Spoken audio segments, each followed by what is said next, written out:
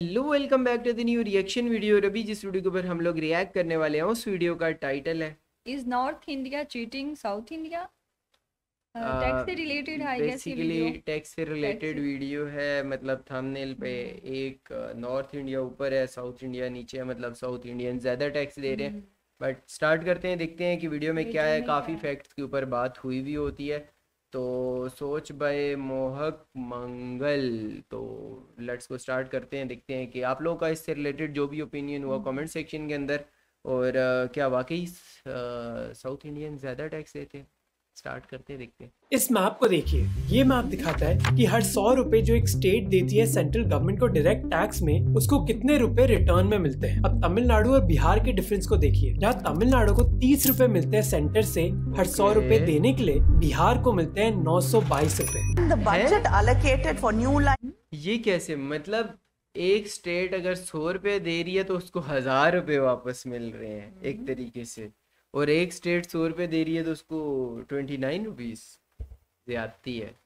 To the southern railways is only 59 crores and the northern railways is 13,200 crores.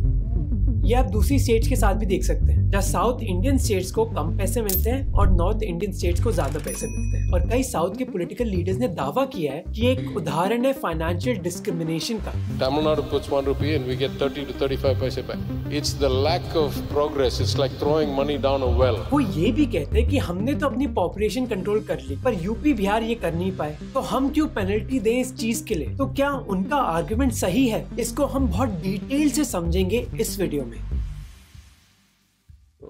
तो सबसे पहले discuss करते हैं कि साउथ इंडियन स्टेट्स के कौन से आर्गुमेंट हैं। साउथ इंडियन पॉलिटिकल लीडर्स का मेन आर्गुमेंट ये है कि सेंट्रल सरकार उनको ढंग से ट्रीट नहीं कर रही, जितना उनको पैसा मिलना चाहिए उतना मिल नहीं रहा। और ये विवाद और बढ़ गया 2018 में, जब इंडिया के 15th फाइनेंशियल कमीशन ने अपनी रिकमेंडेशन दी। अब उन्होंने क्या कहा उसको समझने के लिए हमें इंडिया के इतिहास को समझना होगा। At the stroke of the midnight hour, when the world sleeps, India will awake to life and freedom. 1947 में इंडिया आजाद हुआ और उसके बाद हमारे पॉलिटिकल लीडर्स कई सवालों के जवाब ढूंढ रहे थे, जिसमें एक सबसे जरूरी सवाल था कि इंडिया में कई स्टेट्स हैं, तो हमारी सरकार कैसे डिसाइड करेगी कि किस स्टेट को कितना पैसा मिलना चाहिए। जैसे विंध्य प्रदेश, जो आज की उत्तर प्रदेश और मध्य प्रदेश स्टेट्स पर बनाई गई थी, उसका एनुअल रेवेन्यू था 2.5 करोड़ रुपए, जबकि बॉम्बे प्रेसिडेंसी का टैक्स रेवेन्यू 10 करोड़ से भी ज्यादा था। तो कैसे डिसाइड किया जाए कि कितना पैसा बॉम्बे स्टेट को मिलेगा और कितना विंध्य प्रदेश को। इस चीज को सॉल्व करने के लिए डॉक्टर अंबेडकर, इंडिया के लॉ मिनिस्टर, ने 1951 में एक फाइनेंस कमीशन बनाया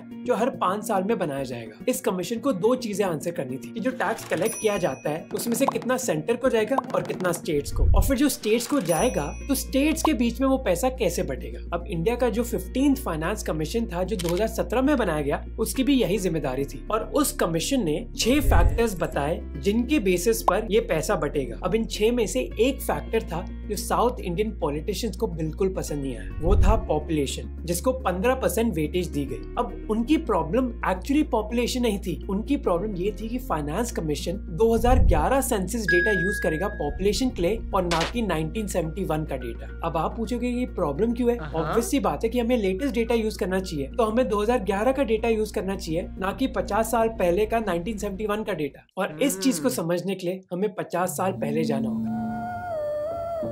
ओके,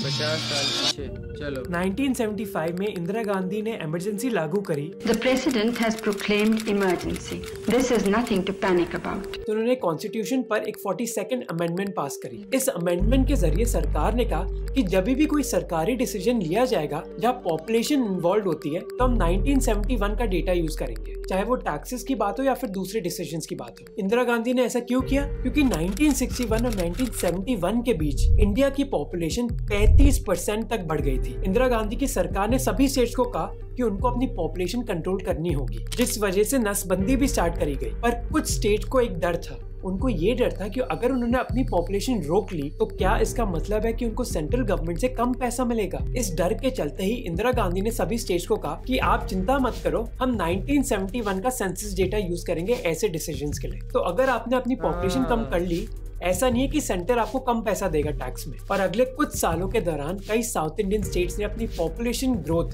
कम कर दी। जैसे 1971 और 2011 के बीच जहाँ केरला की पॉपुलेशन 56% तक बढ़ी, यूपी की पॉपुलेशन 130% तक बढ़ी। इसी वजह से जब 2018 में फाइनेंस कमीशन ने कहा कि वो 1971 का पॉपुलेशन डेटा नहीं बल्कि 2011 का डेटा यूज करेंगे, तो कई साउथ इंडियन स्टेट इससे खुश नहीं थी। आंध्र प्रदेश, कर्नाटक, केरल और पुदुचेरी के प्रतिनिधियों ने इस मुद्दे पर केंद्र सरकार को अपनी नाराजगी से अवगत कराया, क्योंकि इस चेंज की वजह से साउथ इंडियन स्टेट्स को सेंटर से हजारों करोड़ का नुकसान हो रहा था, जबकि उत्तर प्रदेश और बिहार को 30,000 करोड़ से ज्यादा का फायदा हुआ है। पर जो कमीशन के मेंबर्स हैं, उनका मानना है कि कमीशन साउथ इंडियन स्टेट्स के खिलाफ डिस्क्रिमिनेशन नहीं कर रहा। वो मतलब कि केरला और साउथ इंडिया के जो लोग हैं उन्होंने मतलब इस चीज़ पे जो मतलब अगर बात की जाए, क्या बोल रहा हूँ,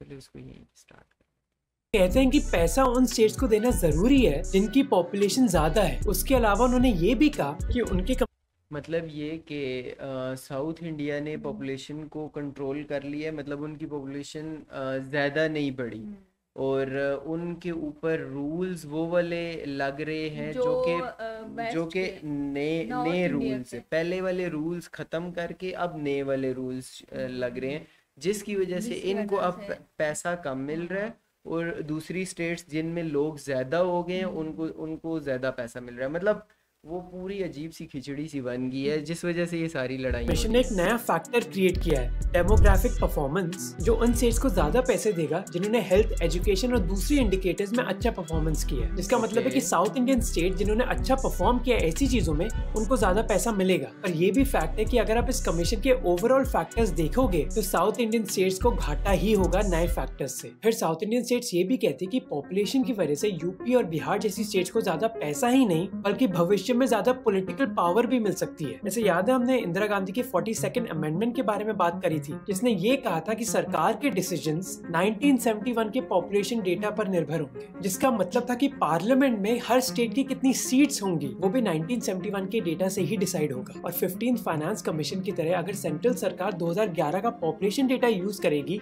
पार्लियामेंट की सीट्स डिसाइड करने के लिए, तो उसका अंजाम ये होगा कि साउथ इंडियन स्टेट्स की पार्लियामेंट्री सीट्स भी कम हो जाएंगी। 1962 में तमिलनाडु के पास 41 सीट्स थी लोकसभा में, जो अब 39 हो गई है, जिसकी वजह से तमिलनाडु के एक एमपी ने कहा कि ये भेदभाव है तमिलनाडु के खिलाफ, हमें सेंट्रल सरकार से टैक्सेस भी ढंग से मिलने चाहिए और हमारी लोकसभा सीट्स घटनी नहीं चाहिए बल्कि बढ़ा देनी चाहिए 41 को। अब ये वाजपेयी सरकार के लिए भी एक बहुत बड़ा मुद्दा था। इस वजह से 2001 में उन्होंने डिसाइड किया कि पार्लियामेंट्री सीट्स चेंज नहीं होंगी अगले 25 साल तक, यानी 2026 तक। पर अब घड़ी 2026 में पहुंचने वाली है और अगर 2026 में 2011 का सेंसस डेटा यूज किया गया तो जहां तमिलनाडु को 8 कम लोकसभा सीट्स मिलेंगी, वहीं उत्तर प्रदेश को 11 ज्यादा सीट्स मिलेंगी। अब ये तो बहुत बड़े मुद्दे हैं। साउथ इंडियन पॉलिटिकल लीडर्स कहते हैं कि छोटे छोटे मुद्दों में भी उनके खिलाफ भेदभाव किया जाता है। जैसे 2018 की एक रैली में फॉर्मर कर्नाटका चीफ मिनिस्टर ने एक सीरियस आरोप लगाया। उन्होंने कहा कि आज मोदी सरकार काली मिर्च वियतनाम से इम्पोर्ट कर रही है, जिसके लिए जिम्मेदार हैं अमित शाह के बेटे। अब ये काली मिर्च कहाँ से आई? 2018 में काली मिर्च के दाम बहुत गिर गए थे क्योंकि वियतनाम से काली मिर्च इंपोर्ट करी जा रही थी और इंडिया में बेची जा रही थी। अब ये आम जनता के लिए तो अच्छी है क्योंकि हमें काली मिर्च सस्ती में मिल रही है, पर नुकसान झेलना पड़ा कर्नाटका, केरला और तमिलनाडु के काली मिर्च के किसानों को। काली मिर्च के कई किसान कर्नाटका के कोडगु डिस्ट्रिक्ट से हैं और कांग्रेस मिनिस्टर सिद्धारमैया इन्हीं किसानों के हित में बात कर रहे थे। फिर 3 साल बाद कुछ पॉलिटिकल लीडर्स, स्पेशली तमिलनाडु के लीडर्स, और गुस्से में आ गए जब जीएसटी कमेटी ने ये निर्णय लिया कि नारियल का तेल जो 1 लीटर से कम क्वांटिटीज पर बेचा जाता है उस पर 18% जीएसटी लगाया जाएगा। अब साउथ इंडियन स्टेट सबसे ज्यादा प्रोड्यूस भी करती है नारियल का तेल और कंज्यूम भी, जिसकी वजह से ही तमिलनाडु के फाइनेंस मिनिस्टर ने कहा कि उनकी स्टेट और गरीब लोगों के साथ भेदभाव किया जा रहा है।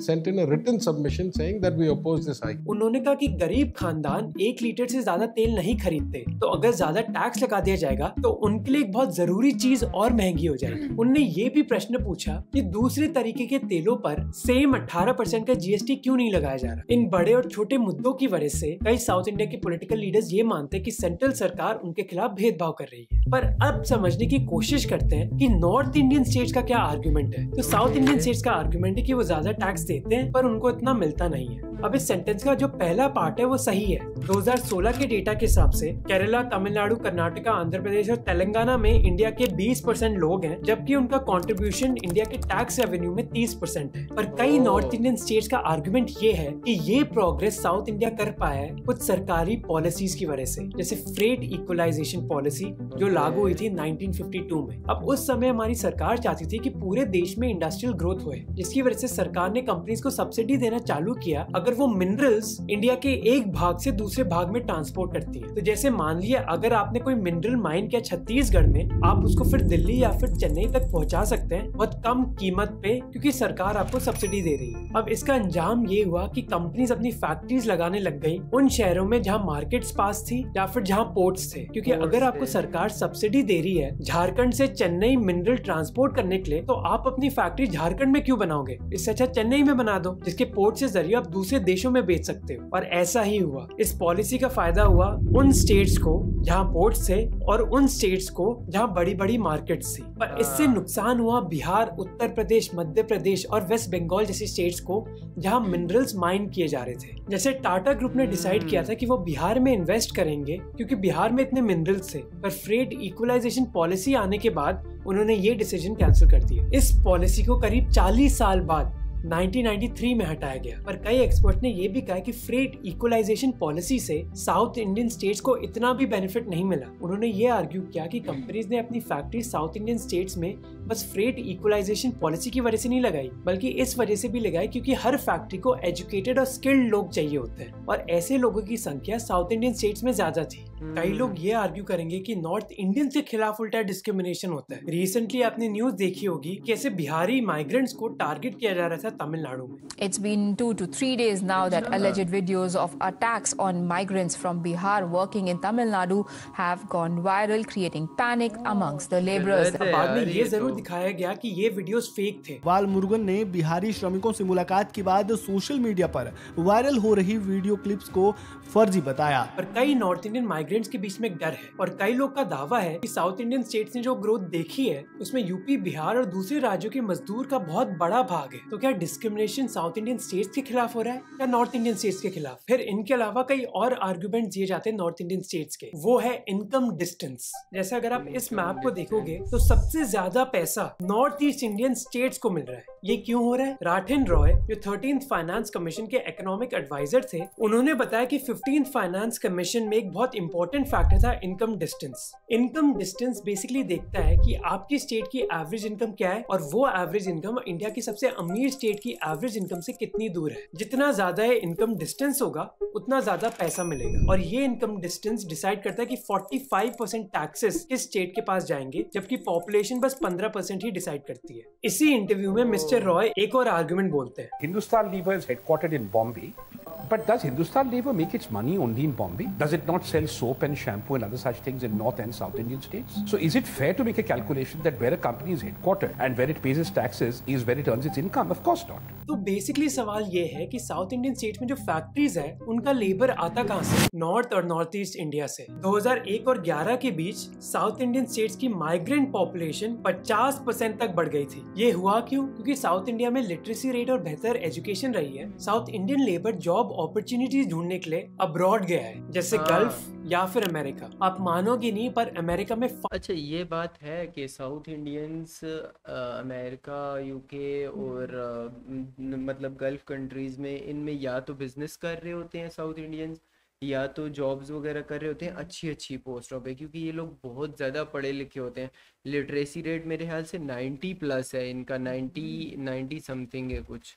फास्टेस्ट ग्रोइंग लैंग्वेज स्पेनिश या फिर इंग्लिश नहीं है बल्कि तेलुगु है, जिसकी वजह से एक लेबर शॉर्टेज हुई है। जैसे साउथ इंडिया में कई फैक्ट्रीज जो हार्ड मैन्युफैक्चरिंग करती है उनके लिए लोकल लेबर ढूंढना मुश्किल है। तो ये लेबर कहाँ से आता है? बंगाल, झारखंड, यूपी या फिर बिहार जैसे स्टेट से। फिर कई एक्सपर्ट ने इस चीज के बारे में भी बात करी है कि अंग्रेजों के राज के दौरान बंगाल प्रेसिडेंसी, जिसमें बिहार भी शामिल था, उन्होंने मद्रास प्रेसिडेंसी की डेवलपमेंट को फंड किया था। इसी वजह से कई लोग ये दावा करते हैं कि हम क्या ये कह सकते हैं कि साउथ इंडियन स्टेट्स की डेवलपमेंट के लिए बस साउथ इंडियन लेबर और कैपिटल ही जिम्मेदार है? दूसरे लोग का मानना है कि नहीं, नॉर्थ इंडियन लेबर और नॉर्थ इंडियन कैपिटल इस चीज के लिए भी जिम्मेदार है। तो फिर इसका सोल्यूशन क्या है? इस सोल्यूशन के लिए हमें कॉन्स्टिट्यूशन पर नजर डालनी चाहिए। हमारे कॉन्स्टिट्यूशन की पहली लाइन है कि इंडिया एक यूनियन ऑफ स्टेट्स है, जिसका मतलब है कि हमारा देश सेंटर और स्टेट्स के बीच में एक पार्टनरशिप है। हमारा देश कोई किंगडम नहीं है और ना ही हमारा देश यूरोपियन यूनियन की तरह या हर स्टेट एक सेपरेट देश है। इस यूनियन का मतलब है कि कोई